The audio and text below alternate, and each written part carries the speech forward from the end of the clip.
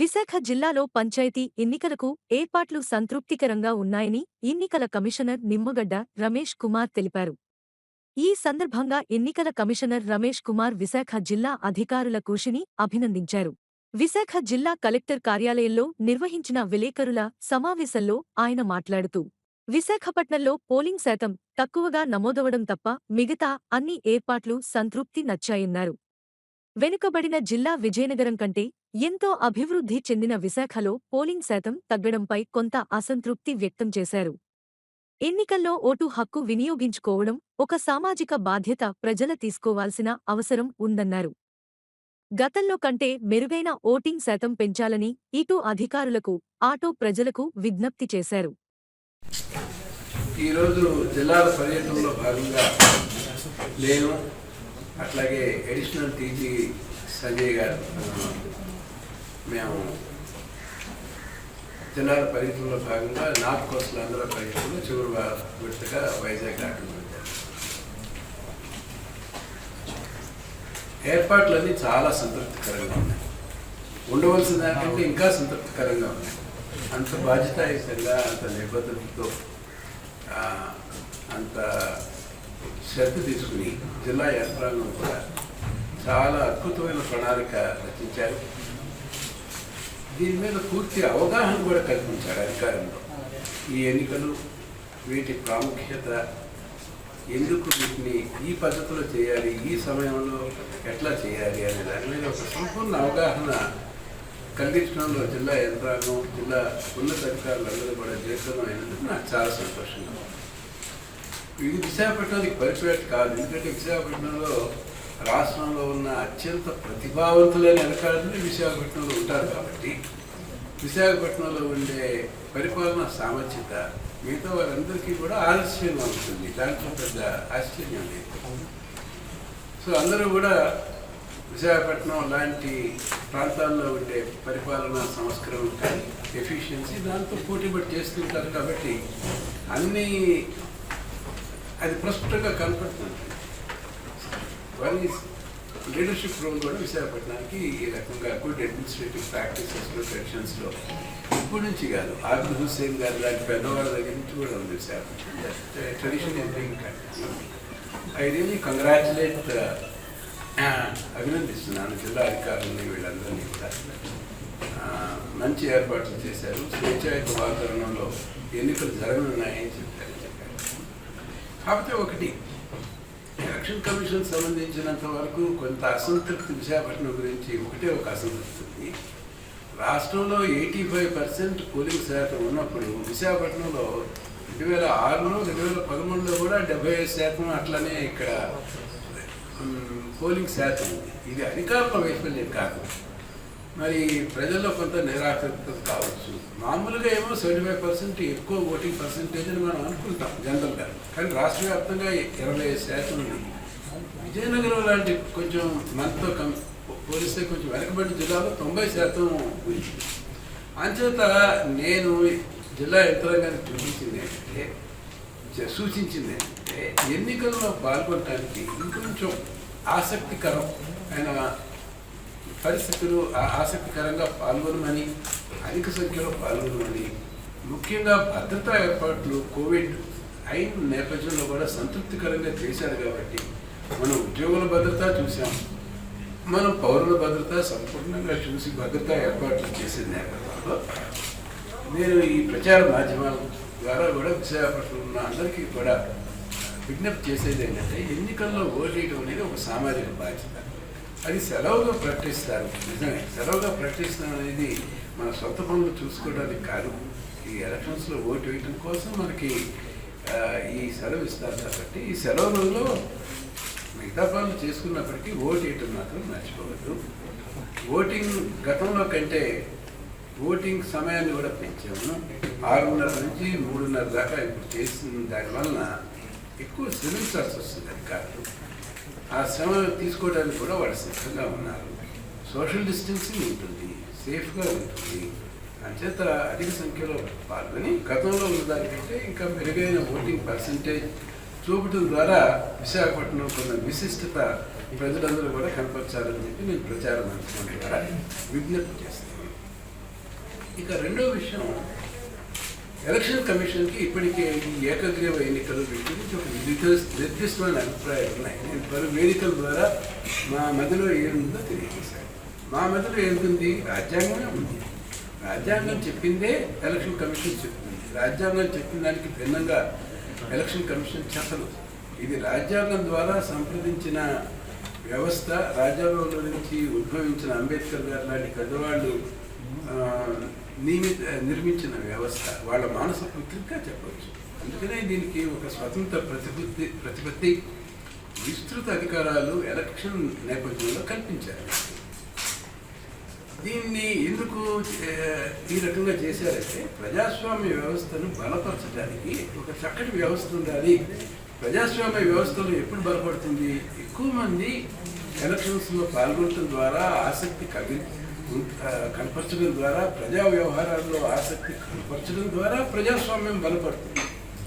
ప్రజాస్వామ్యం ఎవరు ఓటేయకుండా నిరాసక్తితో నేను ఉన్నా లేకపోయినా పర్వాలేదు, ఆ పక్కవాడు ఓటేస్తారని అందరూ అనుకుంటే, నువ్వు చేసిందే పక్కవాడు చేసిందే మరొకటి చేస్తే ఏమవుతుంది? అప్పుడు బలహీనపడుతుంది వ్యవస్థ. అందుకని ప్రతి వాళ్ళు కూడా ఓటు వేయాలి, పార్టిసిపేట్ చేయాలి. అటువంటి పరిస్థితులు, అటువంటి వాతావరణం కల్పించాలి. స్వేచ్ఛగా రాజకీయ పార్టీలకు కూడా పోటీల్లో పాల్గొనడానికి అవకాశాలు మనం కల్పించాలి. అది మన బాధ్యత, విధి. మనకి వేరే ఆలోచన లేదు. వాళ్ళందరికీ అవకాశాలు కల్పించాల్సిందే. వాడికి ఎటువంటి ఇబ్బందులు ఉండటానికి వీల్లేదు. ఎన్నికల నేపథ్యంలో రాగద్వేషాలకు అతీతంగా అందరినీ సమానంగా చూడాల్సిందే.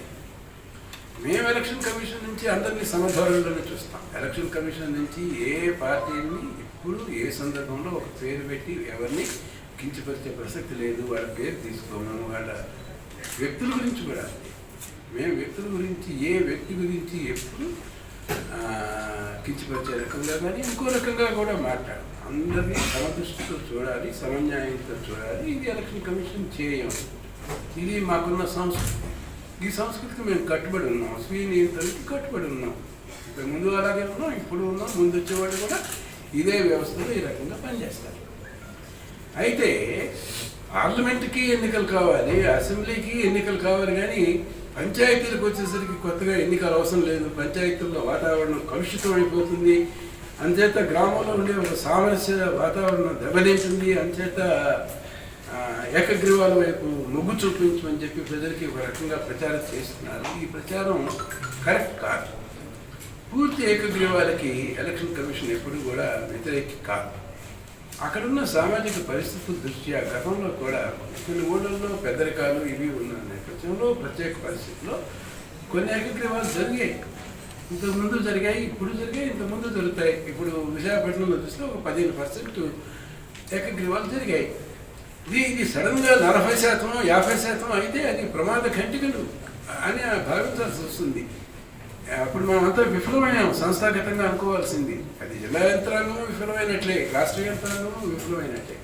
మనం ఎవరో శ్రద్ధ తీసుకుని వదిలేసిన దానివల్ల అట్లా అపరిమితంగా ఇబ్బడి ముబ్బడిగా పెరిగిపోయింది అని అనుకోవాల్సిన పరిస్థితి కూడా వస్తుంది.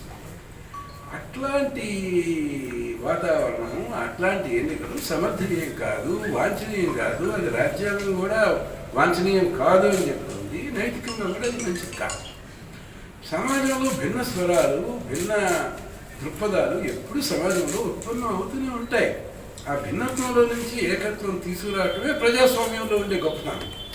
అలా కాకుండా ఒకే ఊరు నుంచి ఒకే గొంతు అది వినపడాలనేది నియంతృత్వ ధోరణి. అది పాత ధోరణి, సంకుచిత ధోరణి. అది మనం కోరుకు.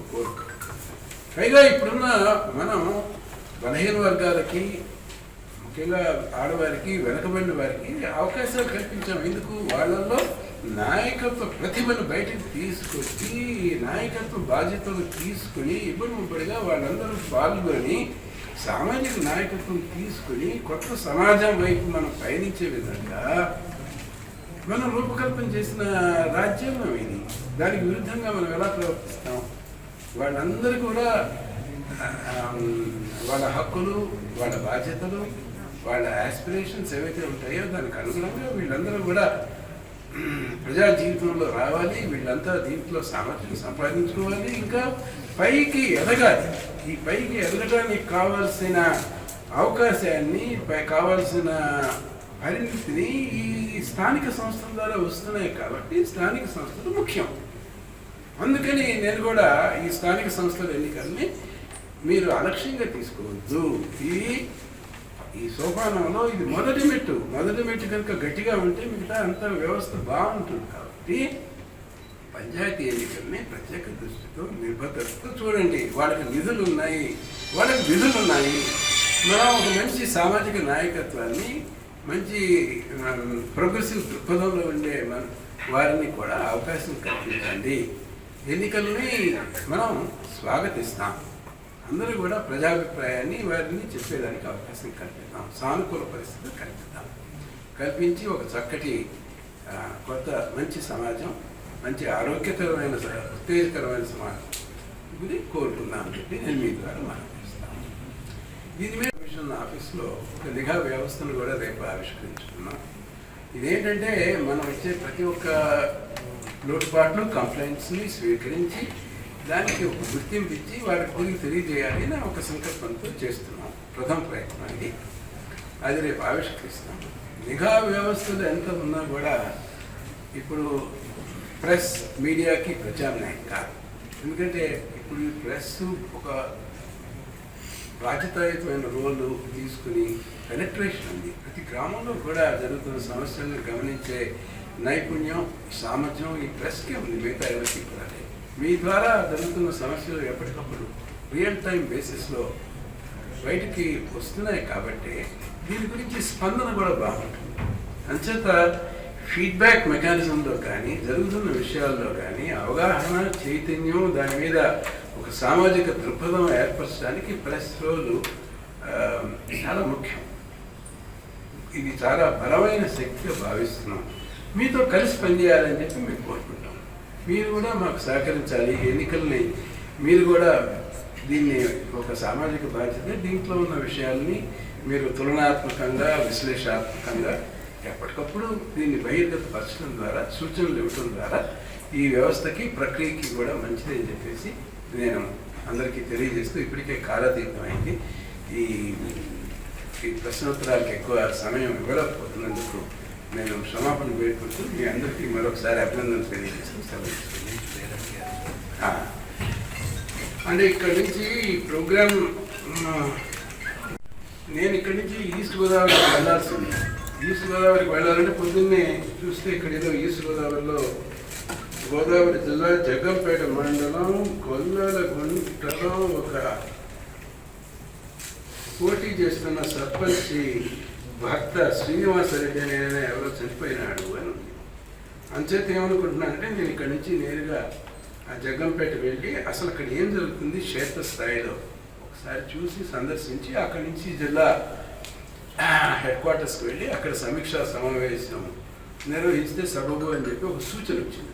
ఎందుకంటే నేను అదే జిల్లాకు వెళ్తున్నాను, అదే జిల్లాలో ఒక అభ్యర్థి భర్త మరి ఆత్మహత్య అని కొంతమంది అంటున్నారు, వాళ్ళ కుటుంబ సభ్యులేమో వేరే రకంగా ఇంకేదో భిన్న స్వరాలు వినపడుతున్నాయి. కాబట్టి ఇది చేత నేను వెళ్ళటం సముచితంగా ఉంటుందని చెప్పి భావించి అక్కడికి వెళ్ళి అది చూసుకుని జిల్లాలో సమీక్ష సమావేశం నిర్వహించుకున్నాను. అందుచేత కొంచెం కాలాతీతం అయింది. అక్కడ అందరూ వెయిట్ చేస్తున్నారు కాబట్టి బయలుదేరుతున్నాను. సరే, థ్యాంక్ యూ.